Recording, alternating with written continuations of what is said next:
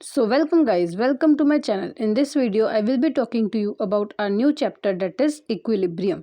अब इक्विलिब्रियम तो दो पार्ट्स में होते हैं, पर आपने जो पढ़ा है अब तक जितने भी आपने इन्फॉर्मेशन लिया है 11th-12th क्लास में, उसके हिसाब से इक्विलिब्रियम आपको पता था कि केमिकल और आयनिक इक्विलिब्रियम होता है। पर जब आप इस फेज़ में आ जाओगे, अपने कॉलेज के लाइफ में आ जाओगे और जब आप आगे फर्दर स्टडीज़ करोगे तो आपको दिखेगा कि इक्विलिब्रियम ना 3 पार्ट्स में डिवाइडेड है। एक है आयनिक इक्विलिब्रियम, एक है केमिकल इक्विलिब्रियम और एक है फेज़ इक्विलिब्रियम। तो फेज़ इक्विलिब्रियम वाला जो पार्ट है वो मैं आपको बाद में पढ़ाऊँगी। अभी इस जो चैप्टर में ना यहाँ पे हम लोग वही 2 पार्ट्स के बारे में बात करेंगे जो आपने 11th-12th में भी पढ़ा था और जो आपके आईआईटी जैम में भी आने वाला है। तो आज हम केमिकल और आयनिक इक्विलिब्रियम को पढ़ेंगे। तो सबसे पहला टॉपिक है हमारा कि relation between Kp, KCl, Kn and Kx जो भी है, इन सब का आपको रिलेशन देखना है। अब ये क्या है? ये है रेट कांस्टेंट। मतलब ये केमिकल काइनेटिक्स में तो रेट कांस्टेंट है, पर यहाँ पे क्या है? देखो दोस्त, ये जो है ना दोस्त, ये आपको ये बताता है, ये इक्विलिब्रियम का कांस्टेंट है। मतलब वो रेट कांस्टेंट था, ये इक्विलिब्रियम कांस्टेंट है, क्योंकि ये इक्विलिब्रियम का चैप्टर पढ़ रहे हैं। वो हम केमिकल काइनेटिक्स का चैप्टर पढ़े थे, वहाँ पे हम इसको रेट मान रहे थे। हमेशा के से कभी कंफ्यूज मत होना। अब कैसे समझेगा कि कौन सा के किसका है? याद रखो, आपको ना वो आइडियल गैस इक्वेशन याद होना चाहिए। आइडियल गैस इक्वेशन था हमारा PV is equal to NRT। उसी PV is equal to NRT को अगर आप सफल करोगे तो आप KP और KC का फॉर्मूला मिल जाएगा। आपको कैसे मिलेगा? देखो, आपको क्या करना है, इस पूरे टर्म में ना, इस पूरे आइडियल गैस को ना आपको क्या करना है, कंसंट्रेशन और प्रेशर के टर्म्स में इसको लाना है, इसका इस्तेमाल करके। क्या आप ला सकते हो? क्या आपको पता है कि N/V को आप कंसंट्रेशन भी बोल सकते हो? Number of moles per unit volume is nothing but molarity, and molarity is nothing but a term of concentration. तो उसी चीज़ को अगर आप डिवाइड करोगे तो इससे आपको एक कंसंट्रेशन मिलेगा, that is P is equal to CRT। अब आपको कुछ नहीं करना, जैसा कि आपको P दिख रहा है दोस्त, मैं थोड़ा सा इसको इधर कंसंट्रेट करती हूँ सो दैट आप चीज़ों को और अच्छे से देख पाओ। अच्छा देखो, जैसे ही आपको P दिख रहा है, C दिख रहा है, RT दिख रहा है, आपको जो भी आपको क्वेश्चन में गिवन है, फॉर एग्जांपल आपको KP और KC के बीच में रिलेशन निकालना है। आपको बस जो भी चीज़ आपको वो उससे रिलेट करता हुआ दिख रहा है, जैसे P दिख रहा है जो कि KP से रिलेट होता है, C KC से रिलेट होता है, उस पर तो आपने K डाल दिया। पर जो भी चीज़ आपको अनरिलेटेड दिखता है ना, उसमें क्या करना, एक मिनट, अचानक से क्या हो गया, हाँ, तो जिसमें भी आपको नहीं दिखता ना वो चीज़ रिलेटेड, उस चीज़ को आप ब्रैकेट में लिखो और उसके ऊपर पावर लगा के NG लिख दो। बस इतना ही है काम, और कुछ नहीं है। अच्छा देखो कैसे किया है इधर। तो अब देखें डेल्टा NG होता क्या है। आपको पहले भी बताया था मैंने। वैसे डेल्टा NG कुछ नहीं होता, it is the change in number of moles of product minus change in number of moles of reactant. I'm sorry, it is a change of number of moles of gaseous reactions। मतलब कि जो gaseous form में जो भी reactants है ना, reactants जो है जो कि गैसियस फॉर्म में है, उनमें जो नंबर ऑफ मोल्स के चेंजेस है उसको हम क्या बोलते हैं, डेल्टा NG बोलते हैं। और अगर उसको निकालना हो तो क्या फॉर्मूला लगेगा, number of moles of gaseous products minus of number of moles of gaseous reactants. समझ में आया? अच्छा अब बात कर लेते हैं कि KP और KN को क्या क्या रिलेशन होगा। अब देखो KP और KN जो था, अब हमने PV is equal to NRT का इस्तेमाल करना है इधर भी। अब इस चीज़ का इस्तेमाल अगर हम इधर करेंगे तो आपको दिखेगा P और N आपको इधर इधर दिख रहा है, और बाकी आपको जो चीज़ दिखेगा वो दिखेगा RT/V। दिखेगा कि नहीं ऐसे? तो जो चीज़ रिलेट कर रहा है उस पर K लगा दो, जो चीज़ अनरिलेटेड है उस चीज़ को एज इट इज़ लिखो, उस पर ब्रैकेट डाल के आपको पावर में क्या लिखना है, डेल्टा ऑफ NG। समझ में आ रहा है? ठीक है। ठीक वैसे ही ये भी है, KX और KP में आपको पता है प्रेशर और मोल फ्रैक्शन में क्या रिलेशन होता है। Mole fraction is nothing but pressure divided by total pressure, या फिर partial pressure is equal to total pressure multiply by mole fraction. ऐसे भी याद कर सकते हो चीज़ों को। तो उस चीज़ को लिखो, जो चीज़ रिलेट कर रहा है उस चीज़ को रिलेट करो, और उस पर बाकी अनरिलेटेड चीज़ को ब्रैकेट के ऊपर पावर लगा दो। ठीक है ना? वही चीज़ यहाँ पे भी करी गई है। तो और 1 और 2 का रिलेशन इस्तेमाल करके आप 4th वाला इक्वेशन भी फॉर्म कर सकते हो, जो कि KC और KN के बीच में, या फिर KN और KX के बीच का रिलेशन। समझ में आ रहा है? क्योंकि KC और KX, I am sorry, number of moles का और मोल फ्रैक्शन का कोई रिलेशन होता नहीं है। तो आपको क्या करना है, फिर जो भी आपने स्टार्टिंग में दोनों निकाले उन दोनों को आपको इक्वेट करना है। कर सकते हो? अच्छा और इसमें भी वही है, Kc और Kn के बीच में आप रिलेशन निकाल नहीं सकते, और इसीलिए हमने क्या कर दिया, इक्वेट कर दिया। ठीक है ना, ऐसे करना है आपको चीज़ों को सॉल्व। आगे बात करते हैं डेल्टा एन जी के बारे में, थोड़ा सा डीपली बात करते हैं। ठीक है ना, तो अगर हम डेल्टा एन जी को देखें तो आप पाओगे कि डेल्टा एन जी जो होता है ना, वो वेरी करता है। वो कभी कभार पॉजिटिव भी होता है, कभी कभार नेगेटिव भी होता है, कभी कभार ज़ीरो भी होता है। तो वो कब पॉजिटिव होता है, कब नेगेटिव होता है, कब ज़ीरो होता है, उसके बारे में बात करेंगे। ठीक है, तो देखो डेल्टा एन जी पॉजिटिव तब होता है जब के पी बाई के सी, जो कि हमने जो कुछ भी पढ़ा है उसमें जो डेल्टा एन जी इधर लगता है, वो तब पॉजिटिव होता है जब, ऑफ कोर्स अगर ये पॉजिटिव होगा तब आपको दिखेगा कि ये जो के पी है ना, के पी की पूरी वैल्यू ये है। इसका मतलब क्या है, के पी के सी से इतना टाइम्स बड़ा है, आर टी टाइम्स बड़ा है। समझ में आ रहा है आपको? तो के पी के सी से बड़ा है। अगर यही चीज़ आपको नेगेटिव दिखे तो आपको पता है कि के पी वाला टर्म क्या हो जाएगा, लेस देन 1। तो के सी क्या हो जाएगा, डोमिनेट करेगा। तो के सी इज़ ग्रेटर देन के पी, है ना। तो वही चीज़ यहाँ पे है, के सी इज़ ग्रेटर देन के पी। इस तरह से आपको चीज़ों को देखना है। ठीक है, और अगर डेल्टा एन जी ज़ीरो हुआ तो इसका मतलब क्या है, सारे के सारे इक्वल है। ये समझ में आए? हालांकि ये इतना इंपॉर्टेंट है नहीं, क्योंकि अब तक क्वेश्चन में ज़्यादा आया नहीं है इससे रिलेटेड, पर फिर भी आपको नॉलेज के लिए आपको मैं बता रही हूँ। और ज़्यादा डीपली इस पर टाइम वेस्ट नहीं कर सकती मैं, क्योंकि आगे बहुत कुछ पढ़ना है आपको इक्विलिब्रियम में। अच्छा, बात कर लेते हैं कि ये जो के इक्विलिब्रियम है, हाँ, इक्विलिब्रियम कांस्टेंट अगर बढ़ गया ना तो क्या होगा, हमेशा याद रखना, जब इक्विलिब्रियम कांस्टेंट बढ़ जाता है, जब के इक्विलिब्रियम की वैल्यू ज़्यादा होती है, तो उसका मतलब ये है कि प्रोडक्ट फॉर्मेशन फेवर होती है और फॉरवर्ड रिएक्शन की तरफ रिएक्शन चला जाता है। वो जो इक्विलिब्रियम का जो कंडीशन है ना, उसमें जो फॉरवर्ड रिएक्शन होता है ना, उसको फेवर करता है कि इक्विलिब्रियम अगर इंक्रीज होता है तो वही चीज़ यहाँ पे लिखा हुआ है कि reaction will move forward and if K decreases then reaction stability also decreases, K equilibrium decreases. ठीक है ना, समझ में आ रहा है? अच्छा, आगे बात कर लेते हैं कि हमारे पास एक रिएक्शन है दोस्त। अब इस रिएक्शन में ना आपको एक बात बताया गया है कि पी टोटल जो है ना, उसको पी टी से रिप्रेजेंट किया गया है। और आपको क्या फाइंड आउट करना है इस पूरे रिएक्शन में, आपको ये फाइंड आउट करना है कि टोटल मोल्स क्या है इस पूरे रिएक्शन का, टोटल कंसंट्रेशन क्या है एक एक चीज़ का। ए का क्या है टोटल मोल, सी का क्या है, बी का क्या है, टोटल कंसंट्रेशन ए का कितना है, बी का कितना है, सी का कितना है, ऐसे ही प्रेशर, पार्शियल प्रेशर, के एक्स, इन सब की वैल्यूज़ आपको फाइंड आउट करनी है हर एक का, हाँ, हर एक रिएक्टेंट्स का और प्रोडक्ट्स का। तो आप कैसे करोगे, सबसे पहले आपको क्या करना है, और ये भी आपको बताया गया कि ना पी टोटल यहाँ पे मेंशन है, मतलब P T is nothing but P total, ऐसे मेंशन किया हुआ है।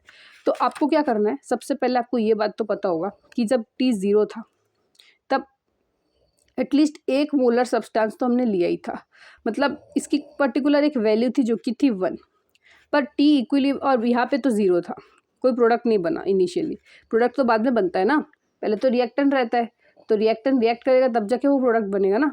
तो इक्विलिब्रियम में क्या हुआ, उस पर्टिकुलर रिएक्टेंट में से कुछ पार्ट निकल गया, और जो पार्ट निकलेगा वो चीज़ क्या बनेगा, प्रोडक्ट बनेगा ऑफ कोर्स। तो मान लो एक्स निकल गया, तो यहाँ पे कितना बनेगा, एक्स बनेगा, और यहाँ पे भी एक्स। और अगर मान लो इसके आगे कोफिशिएंट 2 आ गया तो यहाँ पे क्या आ जाएगा, 2x। समझ में आ रहा है? मतलब कितना बना वो भी डिपेंड करता है कि इसके स्टोइचियोमेट्री में क्या है। समझ में आया? अब बात कर लेते हैं कि टोटल नंबर ऑफ मोल्स कितने होंगे इसमें। हमेशा ध्यान रखना, इस पूरे टर्म में टोटल नंबर ऑफ मोल्स आप कैसे कैलकुलेट करोगे। अभी हम जो कर रहे थे ना, वो हम प्रेशर नहीं निकाल रहे थे, ये हम मोल्स को ही कैलकुलेट कर रहे थे कि पहले 1 मोल था, फिर 1 मोल में से कुछ मोल्स निकल गए, तो इसका क्या वैल्यू होगा, इस पूरे टर्म को प्लस करोगे आप, 1 minus x plus x plus x कर दिया तो 1 प्लस एक्स आ जाएगा। अब मान लो कि आपसे पूछा गया कि टोटल कंसंट्रेशन कितना होगा। कंसंट्रेशन में आपको पता है कि number of moles divided by volume होता है। तो अगर टोटल पूछा है तो 1 प्लस एक्स बाई वी ये लिखोगे, और अगर सिर्फ ए का पूछा है तो 1 माइनस एक्स बाई वी, या फिर अगर सिर्फ बी का पूछा है तो एक्स बाई वी, और अगर सिर्फ सी का पूछा है तो एक्स बाई वी। फिर आप क्या करोगे, इन सबको क्या करोगे, ऐड करोगे, तो आपको यही मिलेगा 1 प्लस एक्स बाई वी। समझ में आया? ठीक है, अब बात कर लेते हैं कि अगर आपको मोल फ्रैक्शन दिया गया तो आपको भी पता है कि आप मोल फ्रैक्शन कैसे निकाल सकते हो, क्योंकि अब आपको पता है टोटल मोल इतना है और पर्टिकुलर मोल कितना है ये है। तो 1 minus x plus divided by 1 plus x, इसका क्या होगा, x divided by 1 plus x, इसका क्या होगा, x divide by 1 plus x. वही चीज़ यहाँ पे मेंशन किया हुआ है। ठीक है, आगे बात कर लेते हैं पार्शियल प्रेशर कैसे निकाल सकते हो। अगर पार्शियल प्रेशर निकालोगे तो आपको पता होना चाहिए partial pressure is nothing but total pressure multiply by mole fraction. Mole fraction जो भी आपने निकाला है उस चीज़ को आपको फिट करना है इधर, ठीक है ना, और टोटल प्रेशर इधर आपको लिखना है, जो कि है हमारा पीटी। समझ में आ रहा है? आगे बात कर लेते हैं केसी और केएक्स की। केसी, केएक्स, केपी और केएन को कैसे फाइंड आउट करोगे? ये बहुत ज़्यादा सिंपल है। केसी का आपको पता है कि केसी जो होता है ना, सारे कंसंट्रेशन वाले टर्म्स का इक्विलिब्रियम, है ना, मतलब इक्विलिब्रियम कांस्टेंट। तो हर एक रिएक्शन में जो इक्विलिब्रियम कांस्टेंट है, ठीक है ना, उस चीज़ को आप यहाँ पे लिखोगे। कैसे लिखोगे? वैसे अगर केपी बोलेंगे तो इसमें प्रेशर के टर्म्स में आपको इक्विलिब्रियम कांस्टेंट लिखना है, जो कि होता है प्रोडक्ट डिवाइड बाय रिएक्टेंट। हाँ, वही चीज़ है कि यहाँ पे प्रोडक्ट जो है, हाँ, कंसंट्रेशन पूछा गया तो कंसंट्रेशन के टर्म्स में x/v, x/v, 1/x/v, मतलब अपने यहाँ पे जो भी कंसंट्रेशन लिखा है ना, उस कंसंट्रेशन का प्रोडक्ट डिवाइडेड बाय रिएक्टेंट। यहाँ पे भी प्रेशर का जो भी प्रोडक्ट है, और प्रेशर का क्या होगा? PTx। हाँ, याद रखना है यहाँ पे। देखो हमने भी लिखा है यहाँ पे PC/PT/P1 PA, वैसे ही उस चीज़ को हमने PTx भी लिखा है ना, वैसे ही आप चीज़ों को लिख सकते हो। Kn मतलब नंबर ऑफ मोल्स के टर्म्स में, तो नंबर ऑफ मोल्स के टर्म्स में ये सारी चीज़ें आ जाती है। तो इस तरह से आप चीज़ों को लिख सकते हो। आगे बात कर लेते हैं हम लोग कैसे हमको फाइंड आउट करना है पार्शियल प्रेशर, और फिर उसमें से कंक्लूजन निकालना है, ठीक है ना। तो अब बात कर लेते हैं इसका। देखो मैंने आपको क्या बताया था कि जब आपको प्रेशर का पूछा जाता है ना, तो प्रेशर हमेशा गैस से रिलेटेड होता है, और सॉलिड जो होता है ना, सॉलिड की कोई वैल्यू नहीं होती, इसको यूनिटी में रखा जाता है। अगर आपसे प्रेशर पूछ लिया जाए तो आपको भी पता है कि यहाँ पे आपका क्या होगा, केसी का टर्म। आपको यहाँ पे पार्शियल प्रेशर फाइंड आउट करने के लिए बोला है, तो आपको भी पता है कि इसका पार्शियल प्रेशर क्या होगा, PC मल्टीप्लाई बाय बी का कंसंट्रेशन डिवाइडेड बाय ए। मतलब ये तो हो गया हमारा के इक्विलिब्रियम, जिसको कि आप क्या लिख सकते हो, पीसी भी लिख सकते हो, है ना। लिख सकते हो कि नहीं? इस चीज़ को एज इट इज पीसी भी लिख सकते हो आप, ठीक है। अब आप देखोगे इधर कि ये जो पीसी है ना दोस्त, पीसी कुछ नहीं होता, वो केसी के इक्वल है। क्यों? क्योंकि बी और ए तो यूनिट ही है ना, वो दोनों कट जाएंगे, उन दोनों में सॉलिड सॉलिड है। समझ में आ रहा है? तो इसमें से कंक्लूजन ये निकल रहा है कि जो पार्शियल प्रेशर है ना, वो सॉलिड के लिए और लिक्विड के लिए क्या है, यूनिटी है, ठीक है ना। तो कंसंट्रेशन ऑफ सोल्यूशन या फिर प्रेशर ऑफ सोल्यूशन किसी भी सॉलिड के लिए और लिक्विड के लिए क्या होता है, यूनिटी होता है। इस बात को भी याद रखना। अगर वो कंपाउंड जो है वो सॉलिड है या फिर लिक्विड है, तो उसको आपको क्या मान के चलना है, यूनिटी, मतलब उसको वन मान के चलना है। समझ में आ रहा है? आगे बात कर लेते हैं, ठीक है ना। अभी अगर कभी क्वेश्चन में देखोगे ना आपको नहीं मिल रहा चीज़ों को, तो थोड़ा वापस एक बार देखना उस क्वेश्चन में कि क्या सॉलिड दिया हुआ है उस रिएक्शन में। अगर सॉलिड दिया होगा उसका मतलब यही होगा कि वो उसमें आपको 1 लेके चलना है, ठीक है। अब बात कर लेते हैं कि थर्मोडायनामिक कुछ एंटिटीज़ है, उन चीज़ों पे बात करेंगे, ठीक है ना। Gibbs free energy, Gibbs free energy पे इतने क्वेश्चन आते हैं, मैं आपको क्या बताऊँ। आपको गिब्स फ्री एनर्जी के अलग अलग टाइप के क्वेश्चन प्रीवियस ईयर्स में दिख जाएंगे IIT JEM के। तो सबसे पहले बात करते हैं कि रिवर्सिबल प्रोसेस में change in Gibbs free energy कितना होता है, मतलब चेंज इन G कितना होता है, डेट इज़ 0। ये बात याद रखना हमेशा। पर स्टैंडर्ड G0 कितना होता है, स्टैंडर्ड डेल्टा G0 क्या होता है, इसको स्टैंडर्ड बोलते हैं, G0 को स्टैंडर्ड बोलते हैं। और इसको और डेल्टा G0 क्या हो जाता है हमारा, -RTln के इक्विलिब्रियम। क्या? -RTln के इक्विलिब्रियम। क्या आपको याद रहेगा?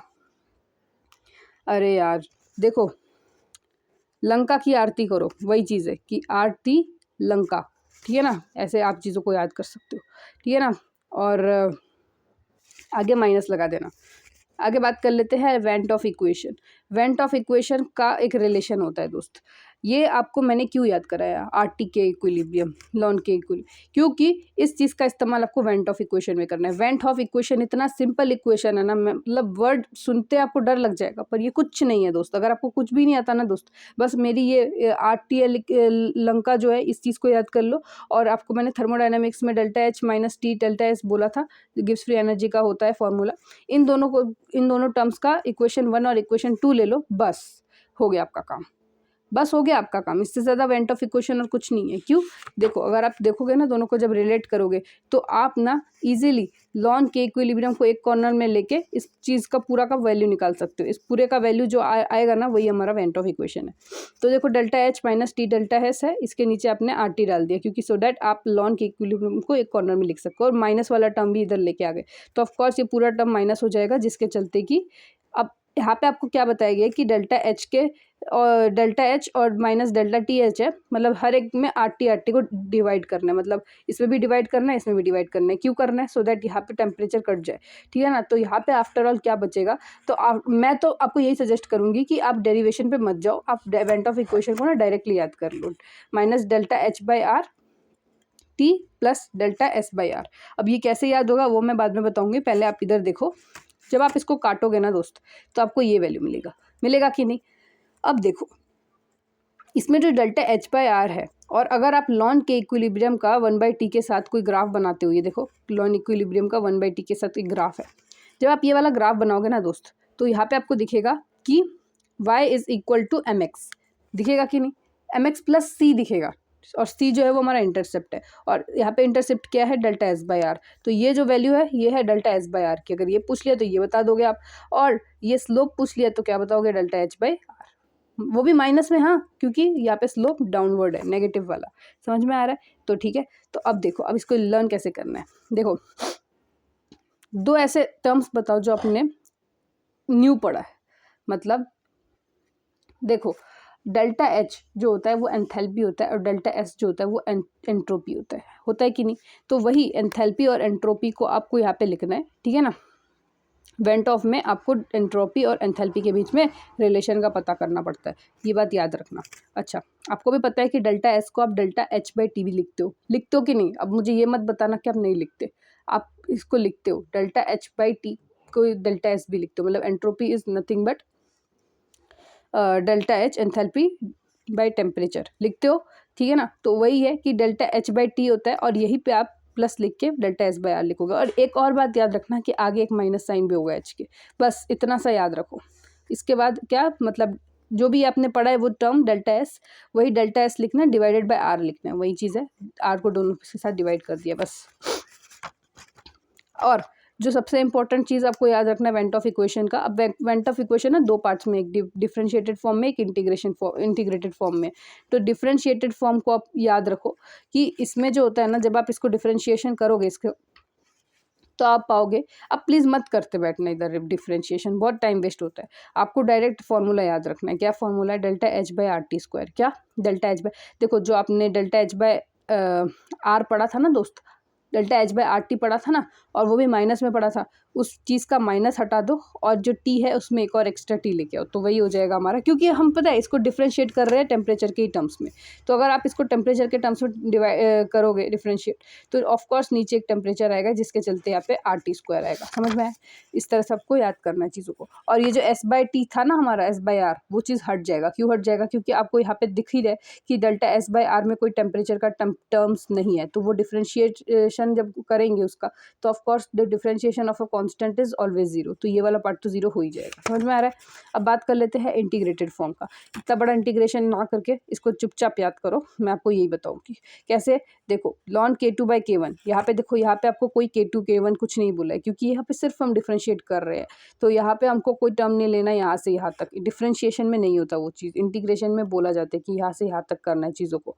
तो वही चीज़ यहाँ पे बताया गया है कि ना, यहाँ पे k2 बाई k1 जो चीज़ आपने वहाँ पे पढ़ा था ना, देखो इस चीज़ को पूरा रिलेट करो, बिल्कुल वो वैसा है जो आपने वो आर्हीनियस इक्वेशन पढ़ा था ना, लॉन k2 by k1 is equal to E A plus A minus E A by R T.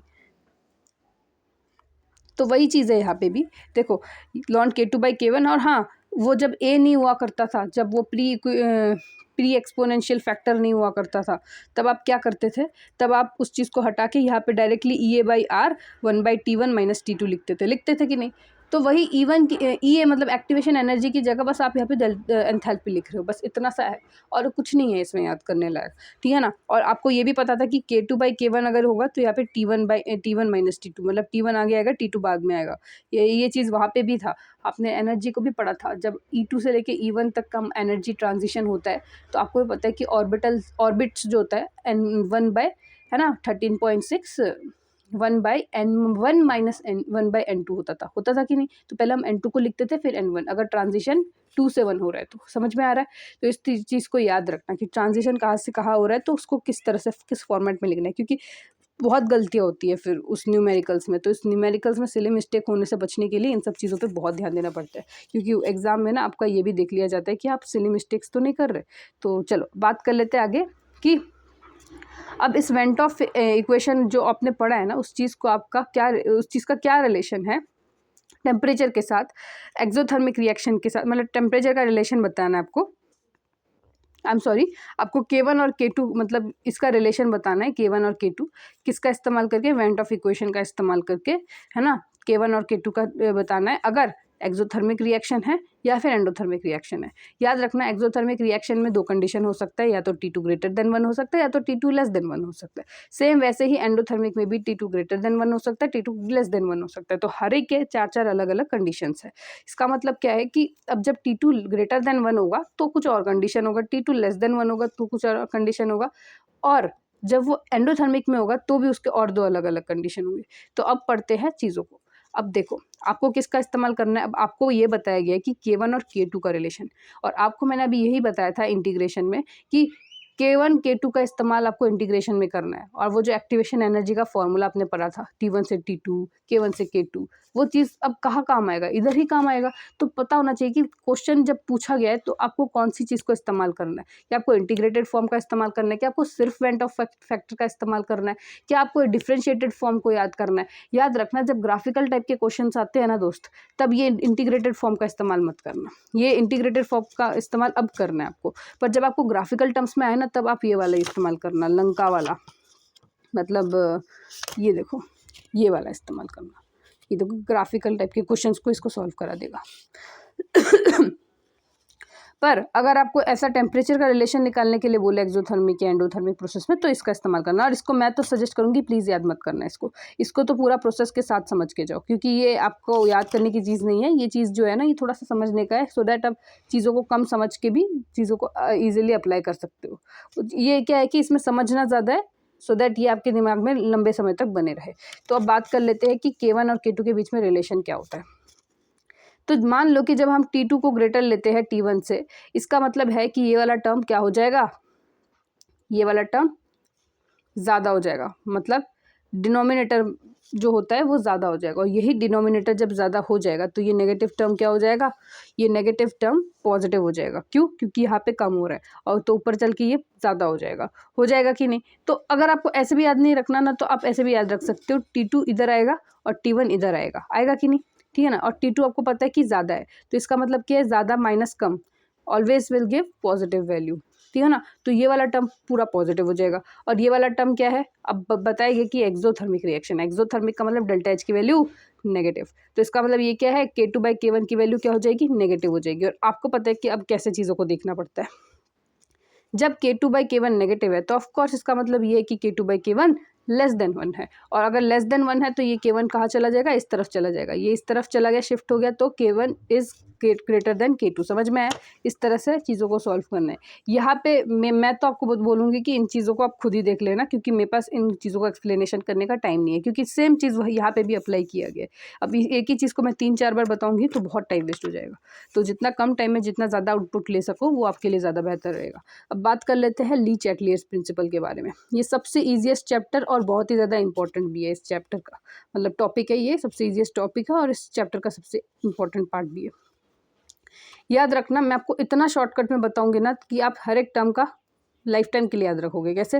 देखो फॉर एग्जांपल कंसंट्रेशन में हमेशा याद रखना जिस साइड में कंसंट्रेशन ज़्यादा। अब वो कैसे पता चलेगा, आपको दिखेगा कि वहाँ पे number of moles of gaseous product या रिएक्टेंट कहाँ पे ज़्यादा है ना। तो यहाँ पे देखना है आपको कि रिएक्टेंट में ज़्यादा है या प्रोडक्ट में ज़्यादा है। अगर आपको दिखेगा कि रिएक्टेंट में वो स्टोइशियोमेट्री दिखता है ना आपको रिएक्टेंट में, तो जहाँ पे भी आपको स्टोइशियोमेट्री ज़्यादा दिख गया तो मान लो वहाँ से किस तरफ जाएगा, कम की तरफ, मतलब फॉरवर्ड रिएक्शन होगा, ठीक है ना। तो अगर आपको रिएक्टेंट में ज़्यादा दिख गया तो फॉरवर्ड, प्रोडक्ट में ज़्यादा दिख गया तो बैकवर्ड। और ये चीज़ें जो होती है ना दोस्त, इन चीज़ों को रटना नहीं होता, ये चीज़ देखते ही समझ में आ जाता है दिमाग में कि कंसंट्रेशन कहाँ से कहाँ जाएगा। पता है जी, ली चैटलियर्स प्रिंसिपल जो होता है ना, ये जब समझाओगे एक एक टॉपिक को, अगर आप नोट फॉर्म में लिखोगे और फिर उसको याद करने की कोशिश करोगे तो कभी आप नहीं समझ पाओगे, तब सिर्फ अप्लाई करते रह जाओगे। मैं तो बताती हूँ कि ये सारी चीज़ें जो होती है ना, ये आपको ली चैटलियर बन के उस चीज़ को, उस रिएक्शन को देखना पड़ेगा। मैं तो बोलती हूँ कि आप ही ली चैटलियर प्रिंसिपल हो, मतलब आप खुद ली चैटलियर हो और आप वो प्रिंसिपल सेट कर रहे हो उस रिएक्शन को देख के। और वो कैसे, आपके दिमाग में आ चुका है उस क्वेश्चन का आंसर। वो कैसे आएगा आपको, जब आप एक बार समझ लोगे कि रिएक्शन को देख के समझ लोगे कि इस तरफ कंसंट्रेशन ज़्यादा दिख रहा है तो ये किस तरफ जाएगा, इस तरफ जाएगा। अब आप ये देखोगे कि रिएक्टेंट्स ज़्यादा है प्रोडक्ट से मैंने वो याद किया था कि प्रोडक्ट कम होना चाहिए, रिएक्टेंट ज़्यादा, नहीं नहीं नहीं नहीं नहीं, रिएक्टेंट ज़्यादा होना चाहिए, ऐसे नहीं कर सकते आप चीज़ों को, ठीक है ना। अब बात कर लेते हैं प्रेशर का।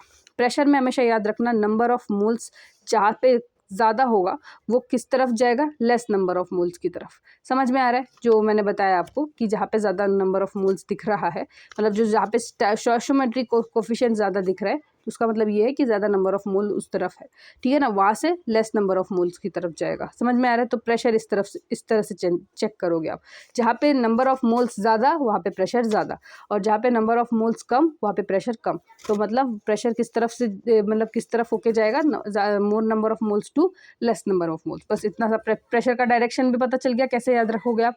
अब बात कर लेते हैं वॉल्यूम का डायरेक्शन कैसे डिटरमाइन करोगे। अगर आपसे पूछ लिया गया कि वॉल्यूम के टर्म्स में बताओ कि रिएक्शन फॉरवर्ड जा रहा है बैकवर्ड जा रहा है, तो कैसे पता करोगे। याद रखना PV is equal to nRT, ये तो याद रहेगा।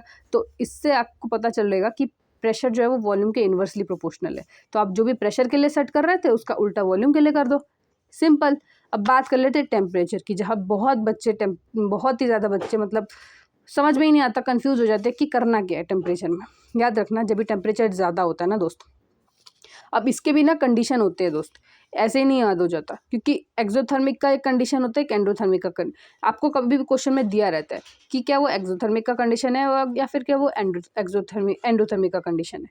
देखो, या तो क्वेश्चन में वो बता देगा कि वो एंडो का है या एक्सो का है, या तो वो रिएक्शन में दे देगा डेल्टा एच को।